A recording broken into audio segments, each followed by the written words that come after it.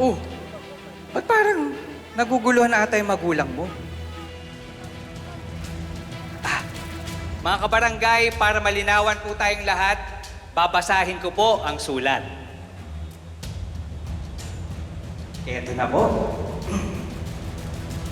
Lord Jesus, salamat po dahil dininig niyo ang mga panalangin namin na gumaling na si Kuya.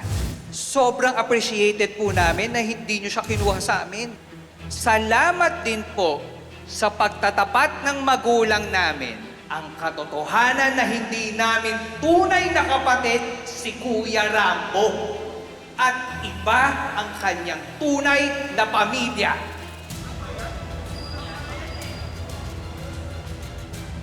Wala po sana magbago sa pagmamahal namin sa kanya dahil tao lang po kami. Riley? Rain? Kanina nanggaling yung sulat na yun?